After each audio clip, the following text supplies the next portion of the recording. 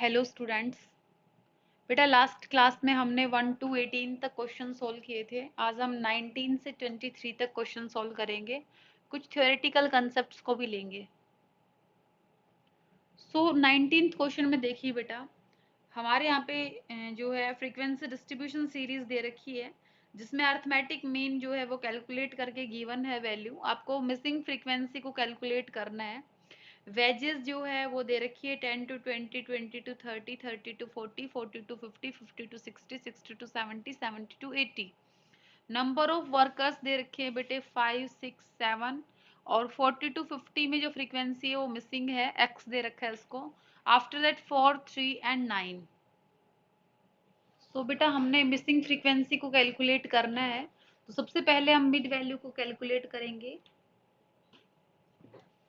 बेटा हम सबसे पहले मिड वैल्यू को कैलकुलेट करेंगे। तो मिड वैल्यू में आप लोगों को बताया गया था L1 plus L2 divide by 2 होता है। तो आपकी जो मिड वैल्यू जो हमारे पास आई वो आ गई। सबसे पहले जो है 15, 25, 35, 45, 55, 65 एंड 75। आफ्टर दैट हम FM करेंगे, फ्रीक्वेंसी का मिड वैल्यू के साथ मल्टीप्लाई करेंगे। तो 5 इंटू 15 ये हो गया आपके पास 75, 25 इंटू 6 ये हो गया 150, 35 इंटू 7 ये हो गया बेटा 245 और 45 इंटू एक्स तो ये हो जाएगा 45x, क्योंकि यही वैल्यू हमें कैलकुलेट करनी है। और 55 इंटू 4 ये हो गया 220। आफ्टर दैट 65 इंटू 3 ये हो गया 195 एंड 75 इंटू 9 ये हो गया बेटे आपके पास 675। आफ्टर दैट हम करेंगे सिग्मा एफ हमें चाहिएगा और सिग्मा एफ एम चाहिएगा। इन सब वैल्यूज को ऐड करेंगे, ठीक है। तो बाकी सब ऐड हो जाएंगे और प्लस क्या आ जाएगा आपके पास, एक्स आ जाएगा। तो 5 plus 6 plus 7 plus 4 plus 3 plus 9, तो ये आपके पास आ गया बेटा 34 प्लस एक्स आ गया। आफ्टर दैट इन वैल्यूज को हम ऐड करेंगे और प्लस क्या आ जाएगा 45x आ जाएगा। तो ये आपके पास आ जाएगा बेटा 1560 प्लस आ जाएगा 45x। ओके, अब हम जो है x की वैल्यू को कैलकुलेट करेंगे। तो मीन निकालने का तरीका होता है sigma F M divide by sigma F. तो ये आपके पास आ गया 1560 plus 45x divide by 34 plus x, ठीक है। और जो बेटा आपका क्वेश्चन जो है उसमें मीन की जो वैल्यू है वो बता रखी है, अर्थमेटिक मीन की वैल्यू जो है वो बता रखी थी 45.6। ये वैल्यू जो है आपके पास क्वेश्चन में गिवन थी, ठीक है। तो आप क्या करेंगे, मीन की जगह पे जो वैल्यू गिवन है उसको आप लिख लेंगे, तो आपकी वैल्यू हो गई 45.6 और ये वाली वैल्यू आपके पास आ गई डिवाइड बाई 34 प्लस एक्स, ठीक है। ये क्रॉस मल्टीप्लाई हो जाएगा, इधर आ जाएगा, ये मल्टीप्लाई होगा, तो ये क्या आ जाएगा 45.6 into 34 plus x is equal to 1560 plus 45x, ठीक है। इनको जब मल्टीप्लाई किया बेटे तो ये हमारे पास आ गया 1550.4 plus 45.6x is equal to 1560 plus 45x, ठीक है। ये हो गया बेटे। तो आप क्या करेंगे, x की वैल्यू को एक साइड लेके चलेंगे और कांस्टेंट वैल्यू को एक साइड लेके चलेंगे। तो आपने किया 45.6x माइनस 45x और ये हो गया माइनस, ठीक है भाई, ऐसे आ जाएगा। तो ये इनको जब लेस किया तो ये हो गया 0.6x और इज इक्वल टू ये जो है ये आपके पास हो गया 9.6। सो x की वैल्यू को हम कैलकुलेट करेंगे तो 9.6 डिवाइड बाई 0.6, तो जो है पॉइंट से पॉइंट कैंसिल हो गया और 6 को जब 96 को डिवाइड किया तो ये आ गया 16। तो जो मिसिंग फ्रीक्वेंसी थी उसकी वैल्यू आपके पास आ गई 16। ये था बेटा आपका क्वेश्चन नंबर 19। ठीक है, क्वेश्चन नंबर 19 को आप इस तरीके से सोल्व करेंगे। After that we will solve our 20th question.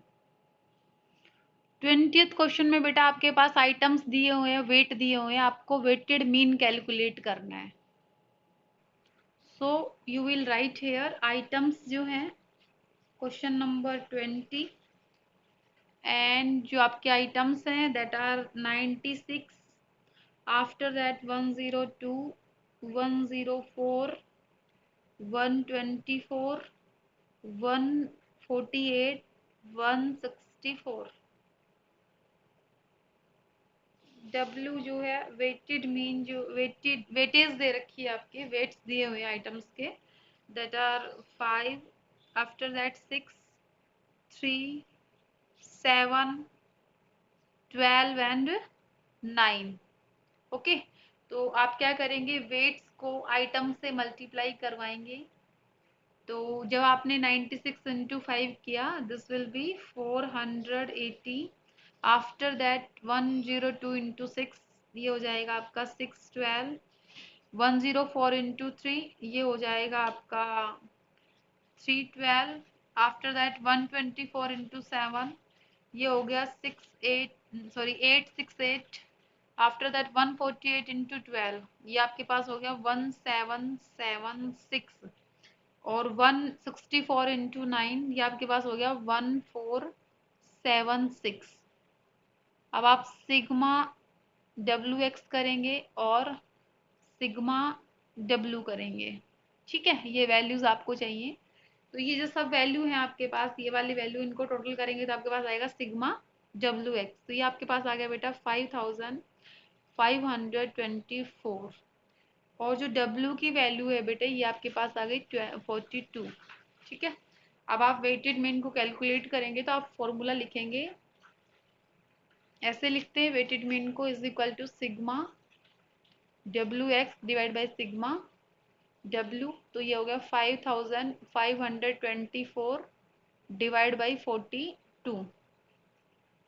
तो बेटा ये आपके पास जो है आंसर है, आपके पास आ गया 131.52। ठीक है, ये हो गया आपका आंसर 20 वाले क्वेश्चन का। ठीक है, अब हम करेंगे 21। 21 क्वेश्चन में बेटा a student obtain 60 marks in English, 75 in Hindi, 63 in mathematics, 59 in economics and 55 in statistics. Calculate weighted mean of the marks if weights जो हैं weights are respectively 2, 1, 5, 5 and 3। आपके पास आइटम्स दिए हुए हैं, वेट दिए हुए हैं और आपको क्या करना है, वेटेड अरिथमेटिक मीन कैलकुलेट करना है। सो क्वेश्चन नंबर 21, जो उस स्टूडेंट ने सब्जेक्ट्स में मार्क्स लिए दैट आर योर आइटम्स, तो आप उसको एक्स से डिनोट करोगे। पहले आपको बताया गया था 60, आफ्टर दैट 75, 63, 59 एंड 55। ये आपके पास हो गए आइटम्स और उनके रेस्पेक्टिव मीन्स वेट दिए हुए हैं। तो W जो है आपके पास हो गया, पहले दिया था 2, आफ्टर दैट 1, 5, 5, 3। ओके, तो आप क्या करेंगे, WX करेंगे। तो आपने मल्टीप्लाई किया 60 इंटू 2 दिस विल बी 120।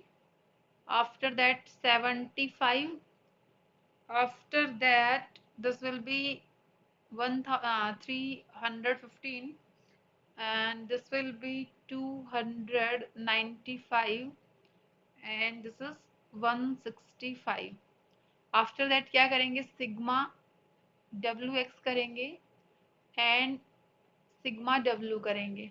ठीक है, वेट का जब आपने टोटल किया तो बेटा आपके पास ये हो गया 16, और जो आपने सिग्मा डब्ल्यू एक्स किया, इनका टोटल किया तो ये आपके पास आ गया 970।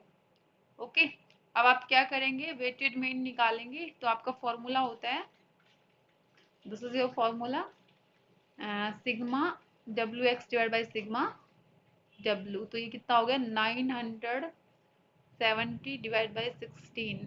तो ये आपके पास आ जाएगा बेटा 60.625। ठीक है, ये आपका आंसर हो गया 21 क्वेश्चन का।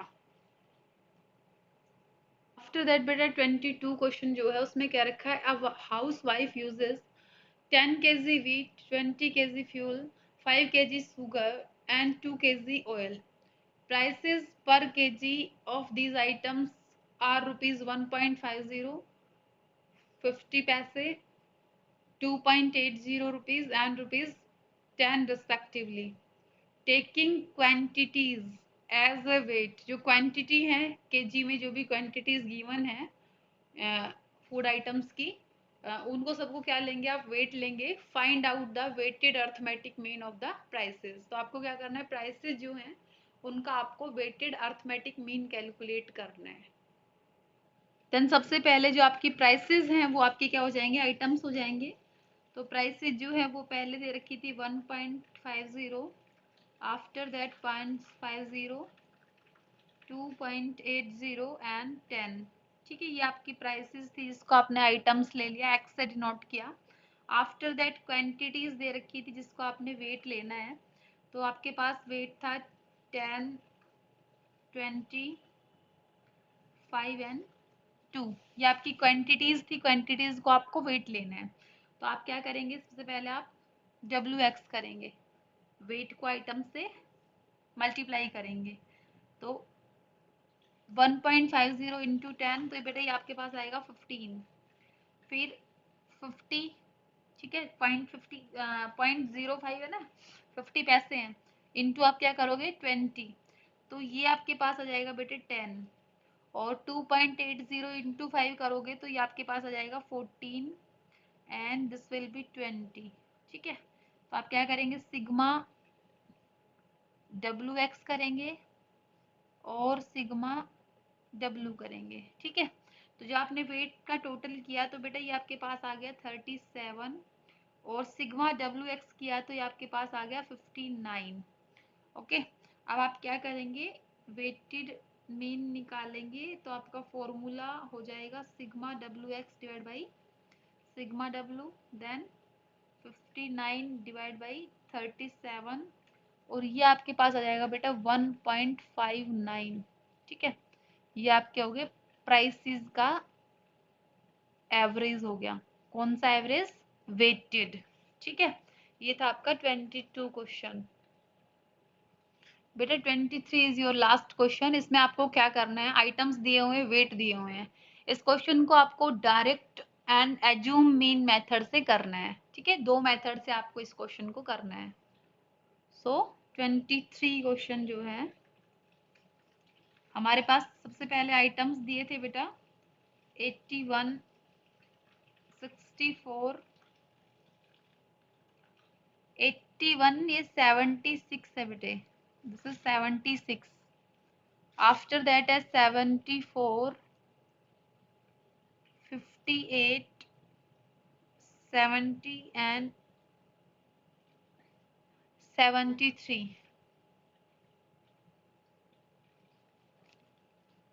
आफ्टर दैट वेट गिवन है, वेट जो है आपके क्वेश्चन में गिवन थे 2,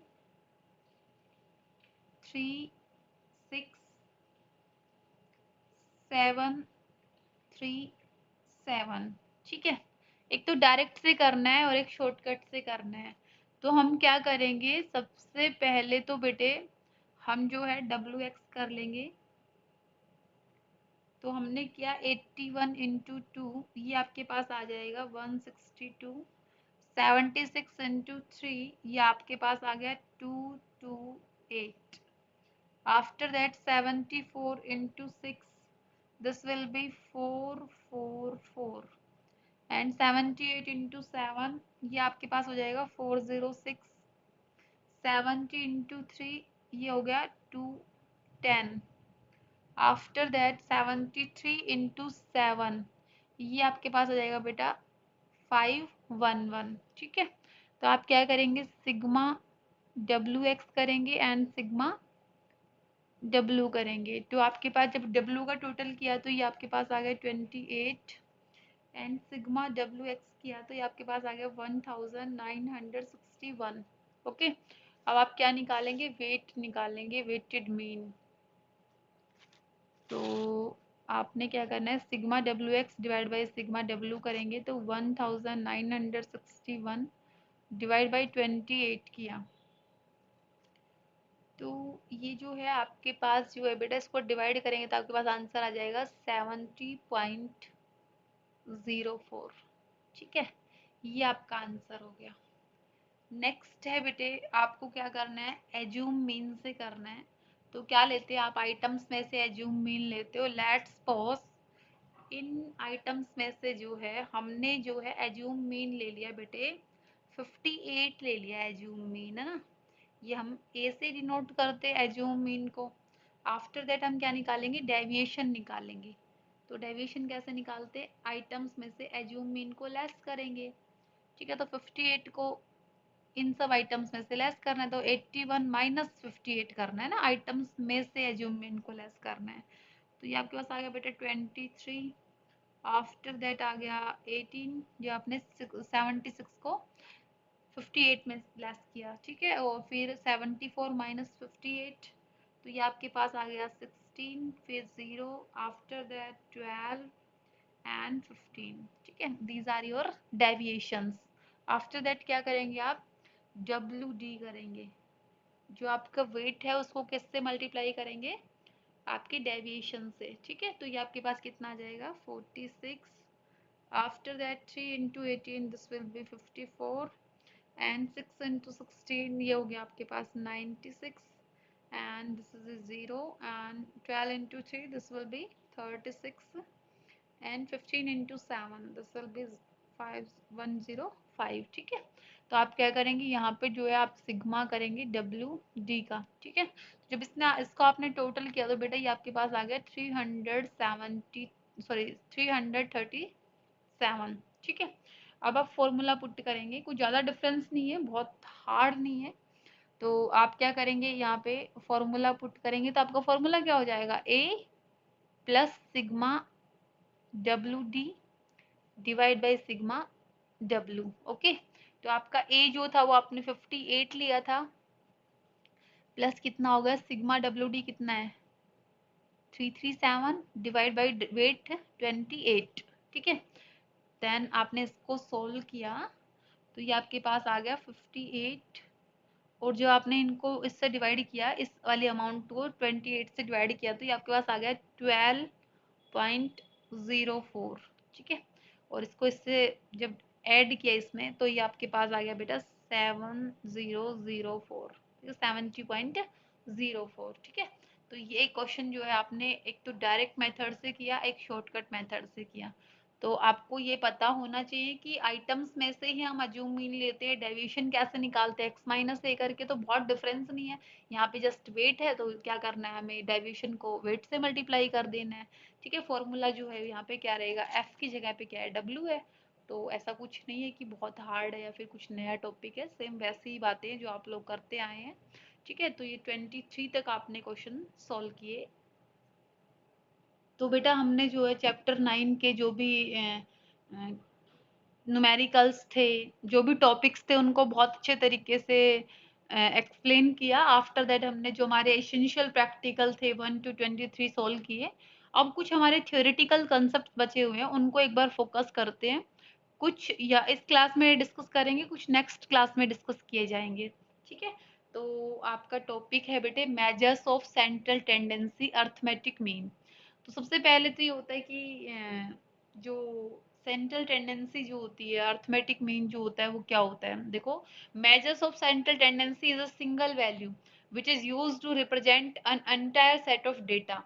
Measure of central tendency is also known as average or measures of location. बेटा क्या होता है, सेंट्रल टेंडेंसी जो होती है एक सिंगल वैल्यू होती है जो पूरे एंटायर ग्रुप को रिप्रेजेंट करती है, पूरे एंटायर सेट ऑफ डेटा को रिप्रेजेंट करती है। ठीक है, मीन्स हम ये कह सकते हैं कि जैसे कि जब भी हम शॉप पे जाते हैं तो हम कहते हैं कि एक इतना बड़ा बच्चा है, आप उसकी सैंडल दे दो। तो क्या करता है, वो सब जो डिसाइडेड होते हैं कंपनीज के द्वारा, जो साइज बनाए जाते हैं, जो भी बहुत सारी चीजें होती है जिनमें एवरेज सेंट्रल टेंडेंसी वाले मेजरमेंट्स को यूज किया जाता है। गवर्नमेंट डिसाइड करती है कि समर में जो है बिजली की कितनी रिक्वायरमेंट होगी हाउस होल्ड के द्वारा। तो ये सब जो डिसाइड किया जाता है वो सेंट्रल टेंडेंसी की बहुत ज्यादा हेल्प ली जाती है। तो आपको यही पढ़ना है कि जो सेंट्रल टेंडेंसी जो होती है वो एक ऐसी सिंगल वैल्यू होती है जो एंटायर सेट ऑफ डेटा को रिप्रेजेंट करती है।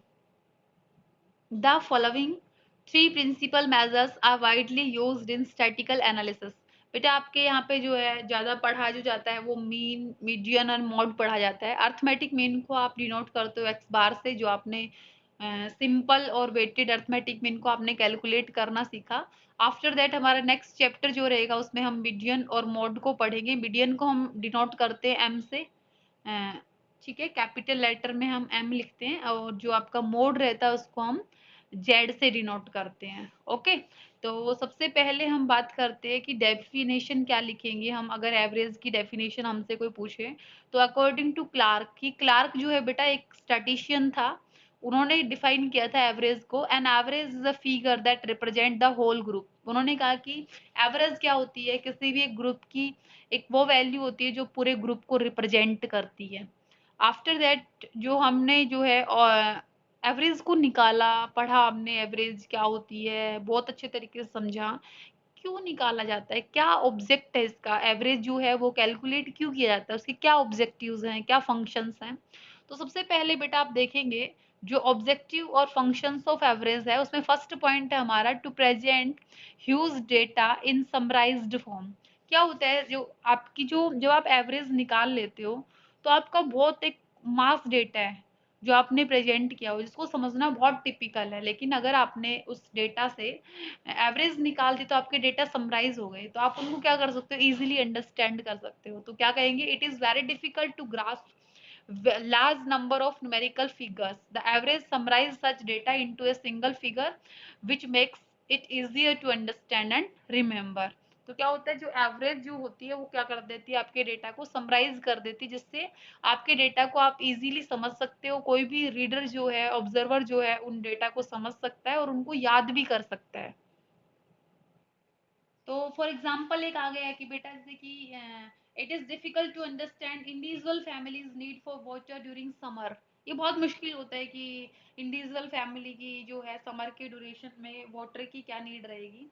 Therefore knowledge of average quantity of water needed for the entire population will help the government in planning water resources। तो गवर्नमेंट क्या करती है, वाटर रिसोर्सेज के लिए प्लानिंग करती है। तो क्या किया जाता है, जो भी डेटा होते हैं उन डेटा को समराइज करके एवरेज निकाली जाती है, जिसके बेस पे गवर्नमेंट ये डिसाइड करती है कि वाटर रिसोर्सेज को कैसे मैनेज करना है, ताकि पूरी जो पब्लिक है उसकी नीड्स को हम कवर अप कर सकें। ठीक है, तो फिर गवर्नमेंट क्या होती है, गवर्नमेंट जो है वेलफेयर एजेंसी होती है, और गवर्नमेंट का टारगेट होता है कि मैक्सिमम वेलफेयर हो। ठीक है, कॉमन नीड को कवर करना जो है गवर्नमेंट का पर्पस होता है। इसलिए क्या किया जाता है, गवर्नमेंट जो है इस तरीके से with the help of average data को समराइज कर सकती है, जिससे किसी भी प्रॉब्लम को सोल्व करना, उसको लेके प्लानिंग बनाना गवर्नमेंट के लिए इजी हो जाता है। नेक्स्ट है बेटा to make comparison easier. Averages are very helpful for making comparative study as they reduce the mass of statistical data to a single figure. Such comparison can be made either at a point of time or over a period of time। तो सबसे पहले तो आप लोग ये समझिए, जो आपके पास मास स्टैटिकल डेटा थे, बहुत सारे डेटा थे आपके पास, लेकिन आपने क्या किया, उन सब डेटा से एक single figure that is value of average आपने कैलकुलेट कर ली। उस वैल्यू ऑफ एवरेज के बेस पे आप इजीली कंपैरिजन कर सकते हो। अब कंपैरिजन जो होता है वो पॉइंट ऑफ टाइम पे भी हो सकता है और पीरियड ऑफ टाइम पे भी हो सकता है।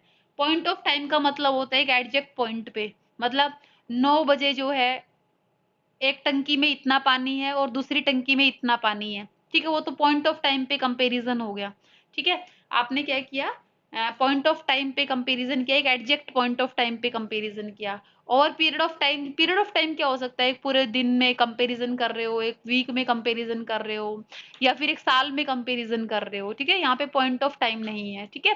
तो इस तरीके से क्या कर सकते हो आप, कंपैरिजन कर सकते हो। तो फॉर एग्जांपल अगर हम बात करें, average sales figure of any month can be compared with a proceeding month, है ना। हम क्या कर सकते हैं, एक कंपनी जो है उसके पिछले महीने की सेल और जो आने वाला महीना जो है, जो महीना है, तो हम क्या कर सकते हैं, दो मंथ की हम क्या कर सकते हैं, कंपैरिजन कर सकते हैं, ठीक है। तो इससे क्या होता है, जो हमारे जो एवरेज जो होती है वो हमें कंपैरिजन करने में हमारे लिए हेल्पफुल होती है। After that, to help in decision making, average provides such value which became a guideline for decision maker. क्या होती है, जो एवरेज जो होती है वो एक ऐसी वैल्यू प्रोवाइड करती है जो जो डिसीजन मेकर जो होता है उसके लिए एक तरीके से गाइडलाइन का काम करती है। Most of the decision to be taken in research और planning on are based on the average value of certain variables. जो भी डिसीजंस होते हैं वो सब जो आपकी एवरेज जो होती है उसके बेस पे डिसाइड होते हैं किसी भी इंस्टीट्यूट्स के द्वारा। For example, if the average monthly sale of a company are falling, एक कंपनी जो है उसकी एवरेज मंथली सेल जो है वो गिर रही है, then sale manager may have to take certain decision to improve it. तो जो सेल मैनेजर जो है, सेल्स मैनेजर जो है वो क्या करेगा, कुछ स्टेप्स लेगा। तो इस तरीके से क्या होता है, जो एवरेज जो होती है वो एक गाइडलाइन का काम करती है डिसीजन मेकर के लिए। नेक्स्ट पॉइंट है to know about universe from a sample. Universe क्या होता है, जो भी आपका पॉपुलेशन का साइज है दैट इज योर यूनिवर्स। और सैंपल क्या होता है, जब आप कुछ आइटम्स को लेके और उन पे स्टडी करते हो, जो कि आपने पढ़ा था सेंसस एंड सैंपल मेथड में, ठीक है। यूनिवर्स आपको बताया गया था, जो भी आपके टोटल नंबर ऑफ आइटम्स जो है, टोटल पॉपुलेशन जो है दैट इज योर यूनिवर्स। और उसमें से आप कुछ आइटम्स को एज ए रिप्रेजेंटेटिव सिलेक्ट करके उन पे स्टडी कर रहे हो, दैट आर योर सैंपल। तो average help also help in obtaining an idea of a complete universe by mean of a sample data.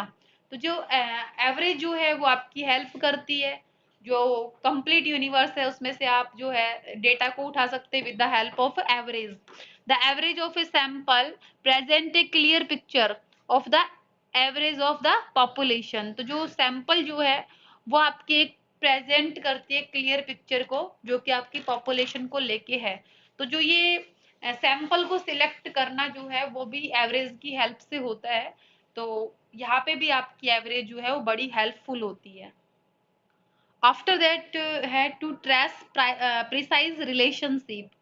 क्या होता है, देखिए, average became essential when it is desired to establish relationship between different groups in quantitative terms. देखो, आपको ये तो पता ही है कि जो एवरेज जो होती है वो हमेशा क्वांटिटेटिव टर्म से डेराइव होती है। तो हम क्या कर सकते हैं, एवरेज के बेस पे जो है हम डिफरेंट डिफरेंट ग्रुप्स में जो है वो रिलेशनशिप एस्टेब्लिश कर सकते हैं, ठीक है।